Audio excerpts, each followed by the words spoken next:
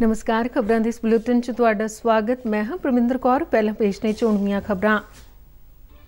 प्रधानमंत्री नरेंद्र मोदी अज video conferencing राही भारतीय reserve bank दीआं 2 नवीआं गाहक केंद्रित स्कीमां की शुरुआत करनगे।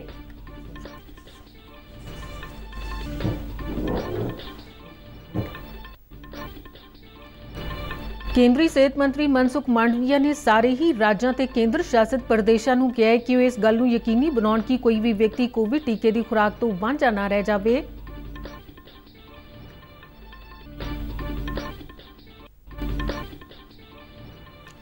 पंजाब विधान सभा वालों BSF के अधिकार खेत्र में वाधा करने बारे केंद्र के नोटिफिकेशन नूं रद्द करने का मता पास।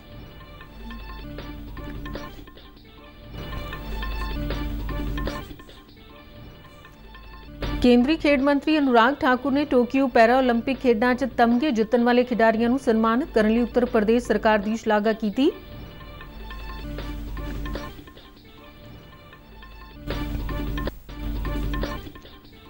प्रधानमंत्री जन धन योजना तहत रूपनगर जिले च 1,48,000 तो वध खाते खोले गए।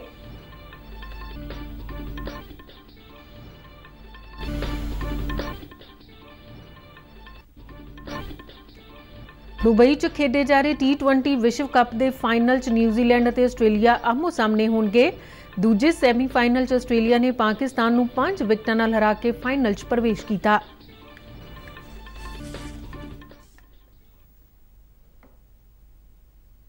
ते हुण खबरां विस्तार नाल। प्रधानमंत्री नरेंद्र मोदी अज वीडियो कॉन्फ्रेंसिंग राही भारतीय रिजर्व बैंक दीआं 2 नवीआं गाहक केंद्रित स्कीमां RBI प्रचून प्रतख योजना और रिजर्व बैंक एकीकृत लोकपाल योजना का उद्घाटन करेंगे।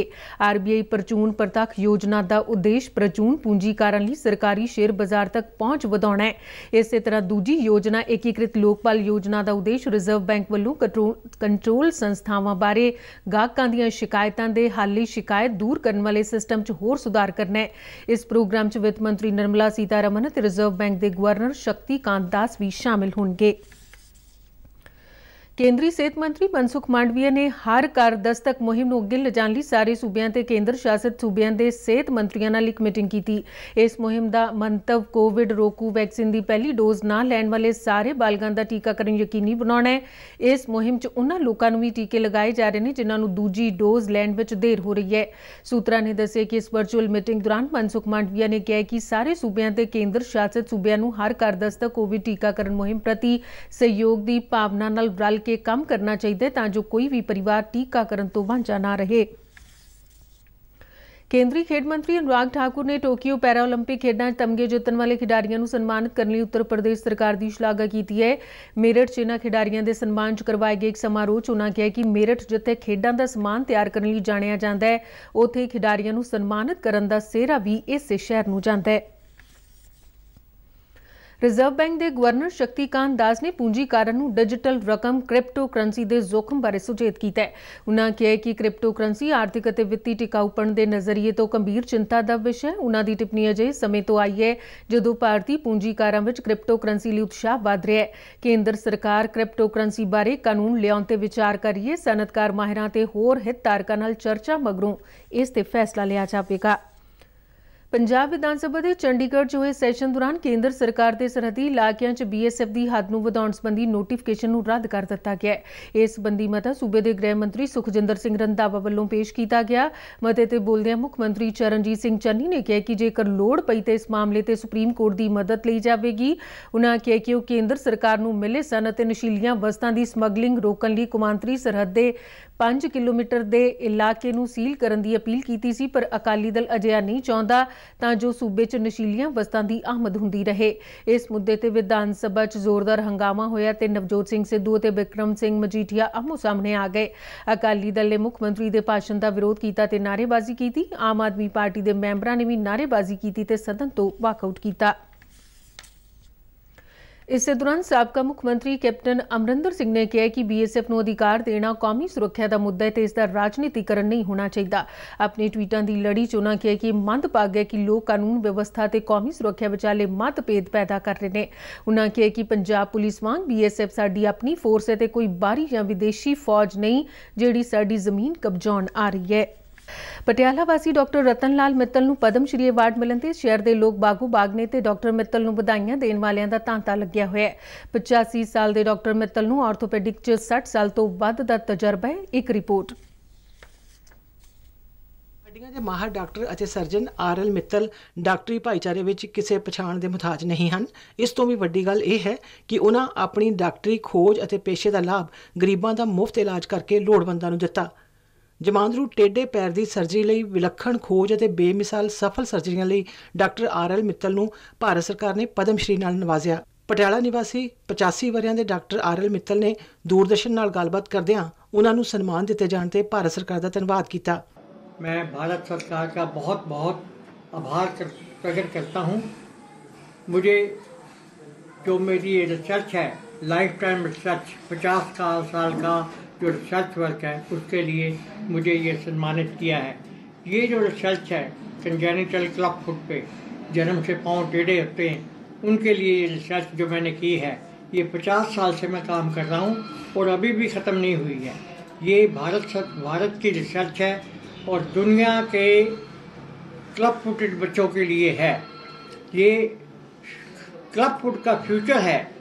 जो पाँव जैसे मुट्ठी बंद होती है, ऐसे ही क्लब फुट भी मुट्ठी बंद की तरह बंद पैर है, समझो आप। तो उसको हमने जैसे मुट्ठी खोली है, ऐसे ही उस पैर को खोलना है और पूरे से पूरा जितना लंबा नॉर्मली पैर होता है उतना लंबा करना है।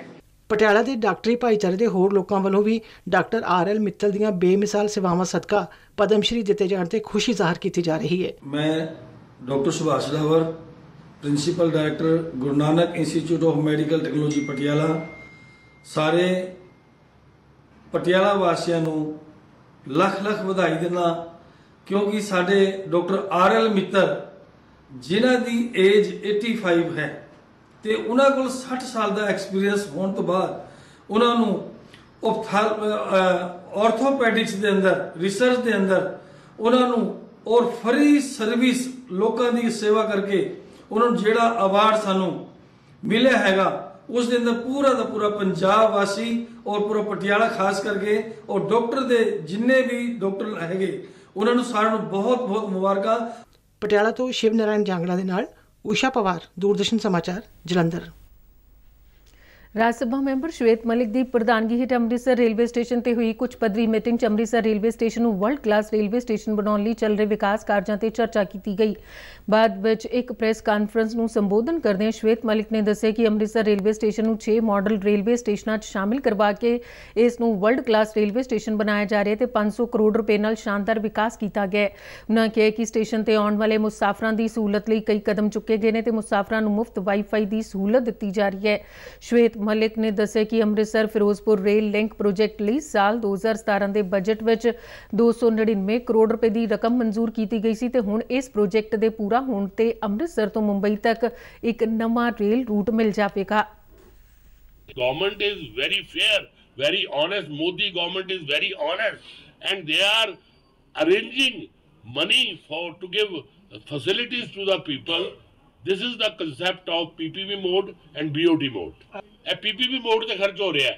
You try to understand, ਅਸੀਂ 500 ਕਰੋੜ ਲਾਤਾ, ਹੁਣ ਉਹ ਜਿਹੜੇ ਆਣਗੇ ਐਂਟਰਪ੍ਰੀਨਰਸ ਉਹਨਾਂ ਨਾਲ ਬਿਡਿੰਗ ਹੋਏਗੀ, they will spend the money. ਉਹਨਾਂ ਰੇਲਵੇ ਸਟੇਸ਼ਨ ਦੇ ਵਿਕਾਸ ਵਿੱਚ ਸਹਿਯੋਗ ਲਈ ਪ੍ਰਧਾਨ ਮੰਤਰੀ ਨਰਿੰਦਰ ਮੋਦੀ ਦਾ ਧੰਨਵਾਦ ਕੀਤਾ। ਪ੍ਰਧਾਨ ਮੰਤਰੀ wifi access network interface PM Wani ਬਾਰੇ ਪੰਜਾਬ LSA ਵੱਲੋਂ ਇੱਕ ਮੀਟਿੰਗ ਮੋਹਾਲੀ ਵਿਖੇ ਸੀਨੀਅਰ DDG ਨਰੇਸ਼ ਸ਼ਰਮਾ ਦੀ ਪ੍ਰਧਾਨਗੀ ਹੇਠ ਹੋਈ। ਇਸ 'ਚ ਸੂਬੇ ਦੇ ਵੱਖ-ਵੱਖ ਹਿੱਸਿਆਂ ਤੋਂ ਉਦਮੀਆਂ ਤੇ ਐਪ ਪ੍ਰਦਾਤਾਵਾਂ ਨੇ ਵੱਡੀ ਗਿਣਤੀ ਸ਼ਿਰਕਤ ਕੀਤੀ।